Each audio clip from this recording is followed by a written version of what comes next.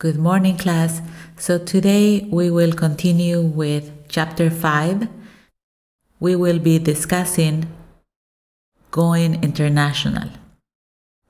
So to begin with, you have the definition of international entrepreneurship on your screen, and it's basically entering a market that is in another country. Now, the United States hasn't been a part of international business for a long time. A significant portion of the early history of the country, the US was primarily focused on growing the domestic market. It wasn't until the 19th and 20th centuries that the US began to get more into the international arena. It brought foreign investors. We're talking about Germany, England. They are the ones that were providing capital and expertise to support back then the industrialization of America. As time went by, the United States became more interconnected, and now as we know it, it's globalized. And so as a country, we've become really good at being immersed in the international business. Why? Well, economic growth is definitely a factor. It helps to expand markets because there is a limited number of markets in the United States, and then if we want to enter new markets, we have to look outside. Also, if we want to remain competitive, we need to get into the global arena because we know that other countries are doing it. We know that China sells products everywhere and other countries as well. It is also a way to get raw materials and resources, and being part of international trade helps us secure what we need. Additionally, engaging in international business helps us partner with other countries to exchange technologies and knowledge. Lastly, if we want to maintain our geopolitical influence, we need to be part of the international markets. Now that's as far as the country. And of course, the entrepreneur being part of the country, we need to look at how and why we would want to enter a foreign market. In order for you to decide on a certain country, we need to perform an analysis first. And there are some factors that you need to look at, the ones that you have on your screen. The political factors, so what type of government do they have? Does the country have? How stable is that political environment? Because all of that is going to influence your decision. Because if we have a country that is changing governments every couple of years and there's no stability, chances are that there are going to be situations such as protests, march, strikes, and so on. Also, how is the country economic environment? How much taxes do they charge? Do they give any incentives for investors that come from other countries? How are their channels of distribution? So you need to take a look at the trends over time. Now, technologically, how are they doing? Because countries that have a good level of technology tend to have a good infrastructure. So you need to look at that as well. And then lastly, the social aspect. So you need to take a look at the language, people according to their attitudes, aspirations, and other psychological criteria. Also, ethics. So you'll have to make evaluation as to what practices are accepted in the country and whether you as an entrepreneur want to get into that market if the market's ethics or customs are not in line with your beliefs. And then any major events that may be impacting the country. We definitely need to take a look at the culture.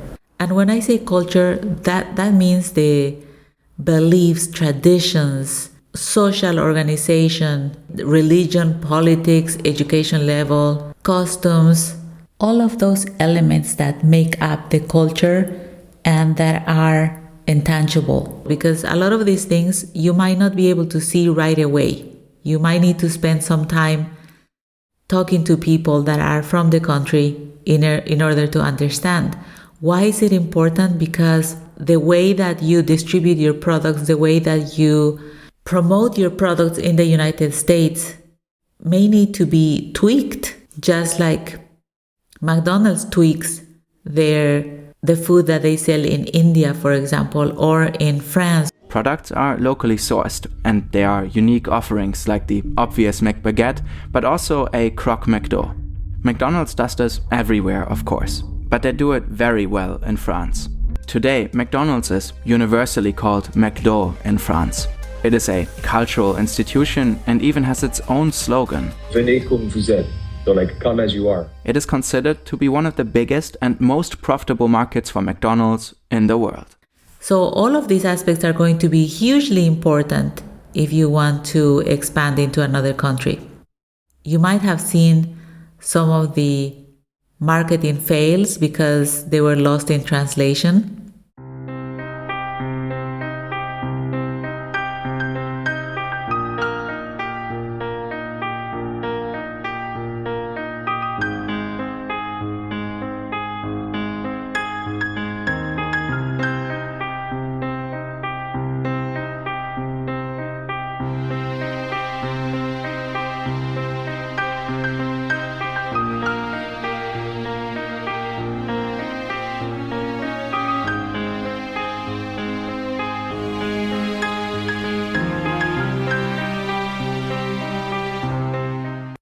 And so we would want to definitely avoid that. So what are some things that we need to think about? Well, the overall sales potential. So if I go into this market, how big is my market segment going to be? Who is my competition? How much am I going to be able to charge? Because in the country that I'm looking at, perhaps the cost of living is very different. So I might not be able to charge the same. Where is it located and how densely populated is it? We already talked about the investment policies. Are they looking for foreign investors? When countries are looking for foreign investors, they will offer you some type of incentives where they might charge you reduced rates of taxes. How is the exchange rate? And then we already talked about the level of political risk. Why would we want to go global? Number one, profits. Number two, we want to expand into a new market. Number three, there might be more relaxed regulations in our industry. And number four, maybe we have an old product, but the new market hasn't seen it yet. Having said that, one thing that we need to watch out for is making mistakes, underestimating, because that can definitely lower our profitability. When an entrepreneur is trying to decide whether to go global, he or she may feel either a psychological proximity or a psychological distance with the country. And this can depend on many factors.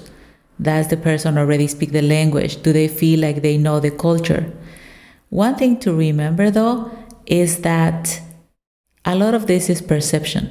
And at the end of the day, there are more similarities than differences between individual entrepreneurs, regardless of where they're from. Now, how do we select a foreign market? We talked about the analysis that you have to do. And we talked about the PEST analysis. However, I will give you an example where I am looking at several factors in addition to the PEST factors. Number one, I'll be taking a look at the market potential. So let's assume that I own an electronics company and I am looking at India. Let's assume that I analyzed the size and the growth potential of the Indian electronic market. Huge population. I will take a look at disposable income trends and also the potential demand for my products. Then, like I mentioned earlier, I'll have to look at cultural differences and preferences in India. And then from there, I know that I will have to adapt my marketing, my product strategies to make sure that my strategies are aligned with the local customs, languages, and consumer behaviors. I will also have to take a look at India's regulations on foreign investments. What are their trade policies? Is there a specific trade agreement that I can benefit from? Are there specific requirements for electronic imports? That way I can make sure to comply. I'll have to take a look at existing competitors. Who else is selling my same product? Are there other international players in the market? And if so, what are their strategies? What are their strengths and weaknesses? I'll also have to evaluate India's transportation distribution, so their infrastructure, their roads, supply chain, and so on. Economic factors, I'll have to take a look at the economic stability, inflation rates, this is hugely important, currency fluctuations. I'll have to take a look at whether I will need to localize the products. Are there things that I'll have to tweak, adjust, product sizes, designs to align with Indian preferences? As a side note, I'll tell you that the company IKEA, for example, when they first opened their stores in the United States, they noticed that they were selling vases, like flower vases, a lot of them. And they were really puzzled as to why are we selling so many flower vases. Well, then they realized at some point that the customers were purchasing them as drinking glasses, because in the United States we prefer glasses that are larger. Now the vases were not like huge, right? They were the size of glasses, and so customers were purchasing them like that.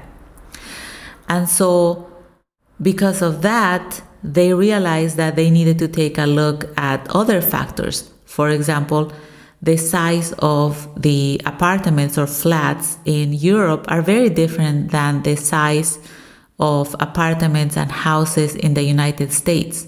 So the products that IKEA sells in the United States might be different. So their couches might be larger, their desks might be larger, and so on. So you definitely need to think about localizing the products. And next would be marketing and promotion. So how would I be developing marketing campaigns that are tailored specifically to Indian audiences? At that point, I'll probably be hiring a culture consultant to make sure that my marketing commercials are good and fit with the culture. As far as distribution channels, I'll have to take a look at what's available, and I'll have to select distribution channels for my products.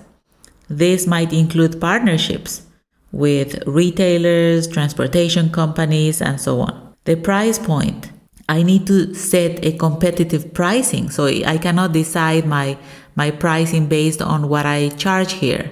I have to take a look at the competition and also the purchasing power and so on. Customer support. Are there already established customer support services that I can outsource? Because remember, if I will be offering customer support, I cannot offer it just in English if I'm going to India.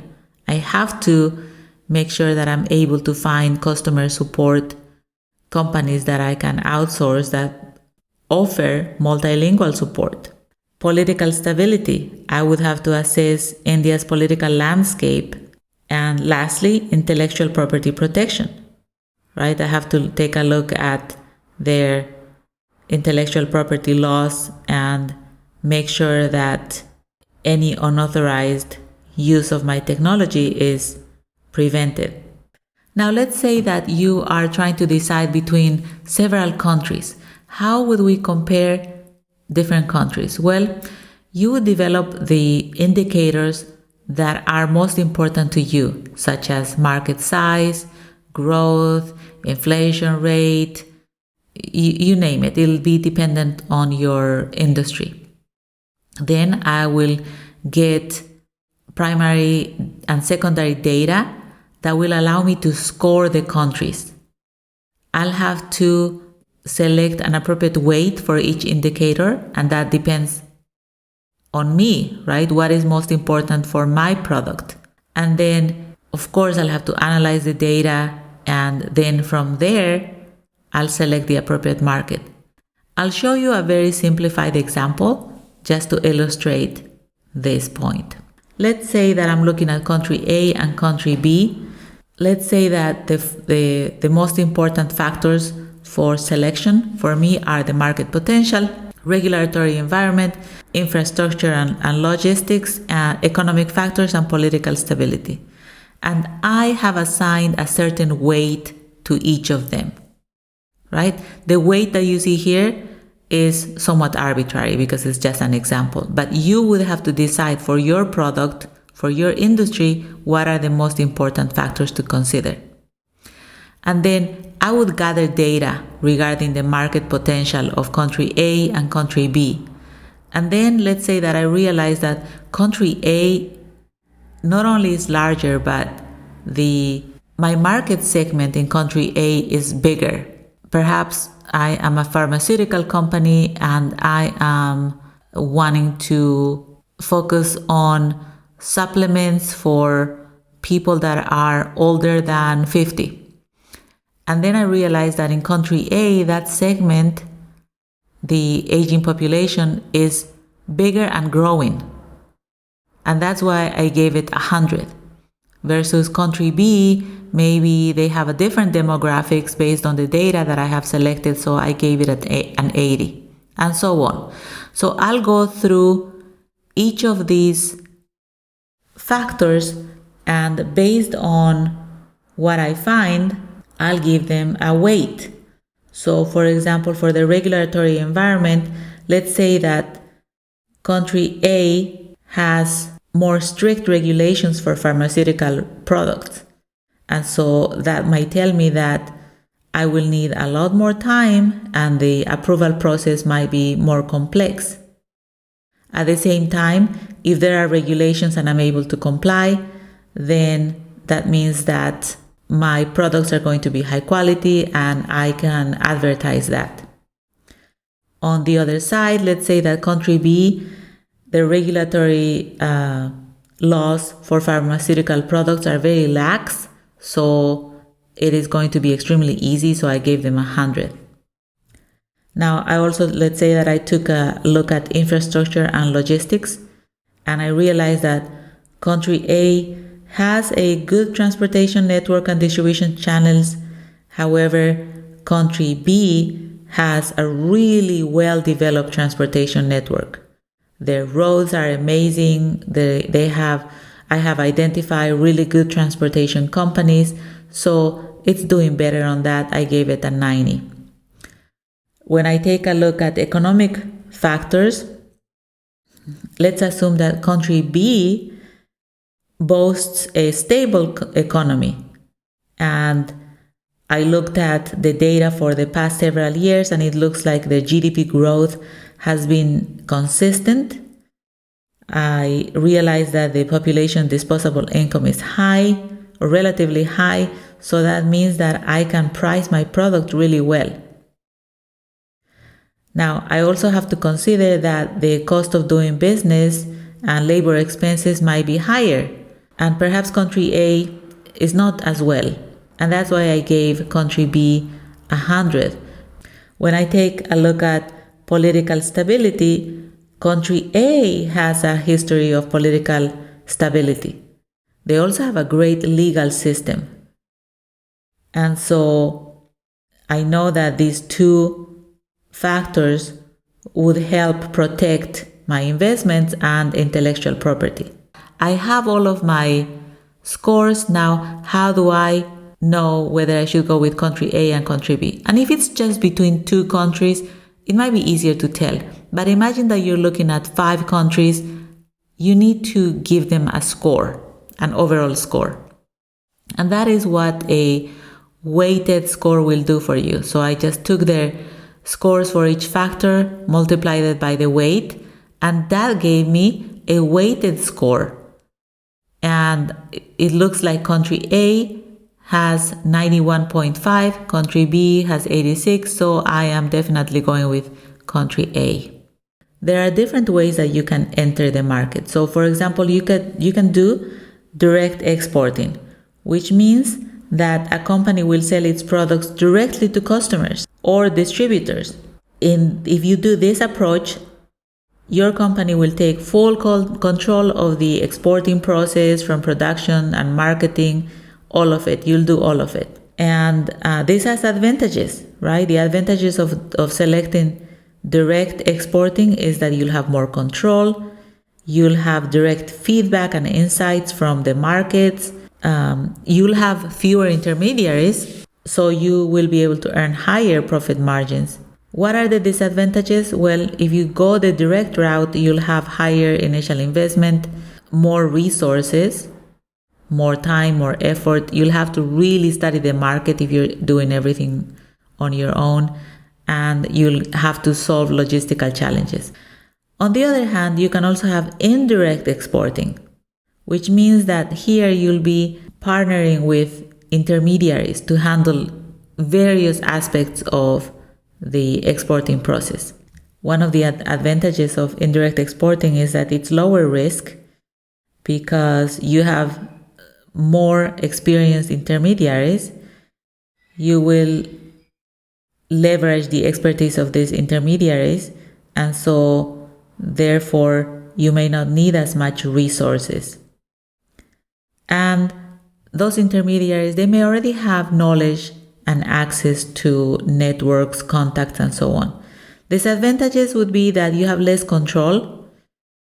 Your profit margins may be eroded because you have to pay a cut to the intermediaries. And then you're dependent on the intermediaries. Lastly, the knowledge still resides with the intermediaries. So therefore, your market insights may be lower. Another way that you can get into a market is by non-equity arrangements. An example would be licensing. In this type of arrangement, you would grant another company the rights to use your intellectual property, such as copyrights, proprietary technology, and so on, and they would give you royalties or they would pay you fees. You could also have turnkey projects. In a turnkey project, a company would design, construct, and often manage a complete facility for another company based on that client's specifications. An example of this would be, let's say that you are a global engineering firm and you specialize in building power plants. Let's assume that you enter into a turnkey project agreement with a government in another country. The firm, so your firm, would design, construct, do everything needed to build a new power plant according to the specifications of the government. Once that plant is ready, then the government takes over and you're done. It's just a project. You can also have management contracts, and that means that the management company would provide expertise to another company in exchange for fees. An example would be, let's say that there's a hotel chain in the United States and you enter a management contract with a hotel in a foreign country. The US hotel chain gives out their brand name, their operational expertise, and so on to the foreign hotel. And the foreign hotel will pay management fees to the US chain for their services. Then we cannot forget about investments. Direct foreign investment means that you have some type of ownership and control of the assets of a company in a foreign country.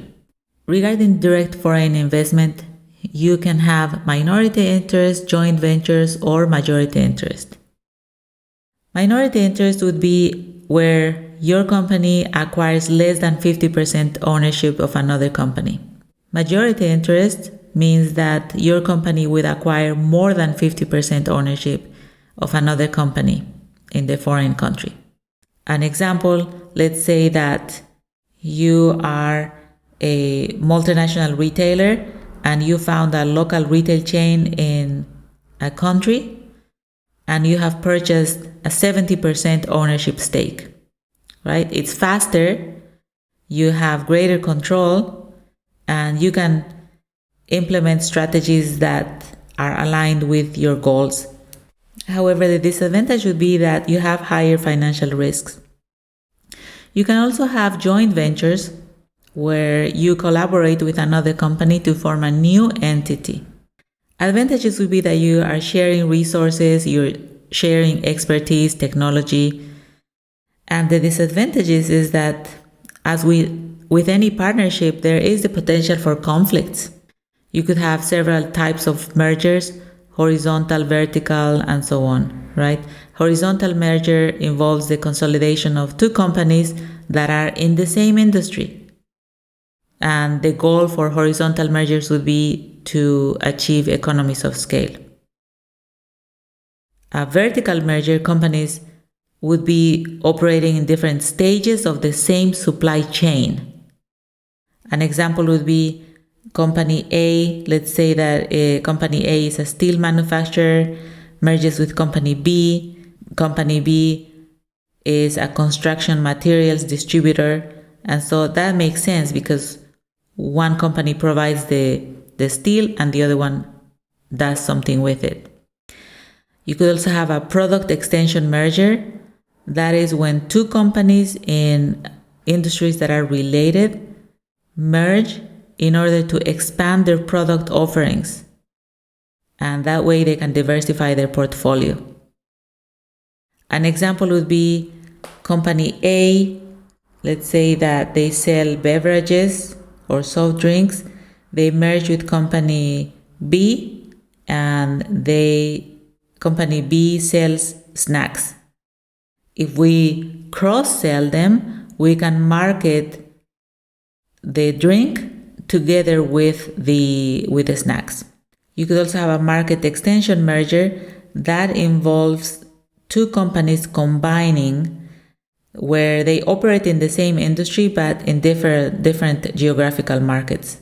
For example, let's say there's a clothing retailer that sells products in the south of the United States, and there is another clothing company that sells in the north of Mexico. So if we combine, all of a sudden we've doubled our presence. In a diversified activity merger, also called a conglomerate merger, involves the combination of companies that operate in completely unrelated industries. And the reason they do this is so that they can diversify the company's portfolio. And as you know, diversification reduces risk. An example would be a company in the hospitality industry may merge with a company in a technology company and so on. Completely different industries, but they have merged to diversify and reduce their risks. When you're entering a new country, one of the things that you can do is partner with another entrepreneur in the targeted country. This helps a lot because your partner in another country would know the culture. It will make your life easier. You may achieve your goals faster that way, and also they may have access to networks. The important thing here is to align vision and goals. Another thing that you need to take a look at if you are considering going into another country is trade agreements. Because trade agreements will facilitate the exchange of goods and services by reducing barriers. So they will reduce tariffs, quotas, they may have less regulations. And so they'll benefit you, because they will enable you to access new opportunities and your profit margin might be protected more than if you enter into a market that doesn't have an agreement on tariffs and trade. And so there are a few that are listed here, but whenever you are considering a country, you have to do a little bit of research to figure out, is this country part of an agreement with the United States? You would also want to take a look at trade barriers, right? Are there some things that are going to be an obstacle that governments have imposed to limit the flow of goods and services across international borders? Sometimes countries will do this, right? They will increase tariffs, quotas, subsidies, and so on, because they want to protect domestic industries. So you for sure would want to find out if the government has imposed any trade barriers that would impact your industry. And one thing to always keep in mind is that regardless of what country you go to, let's say that you've already made your selection, you always, for every one of these aspects, the social, the economic, especially the economic and the political environment, you will want to consider contingency plans, because you would want to have a plan B for dealing with policy changes, and then you'll want to explore strategies to mitigate that impact that the political environment might have.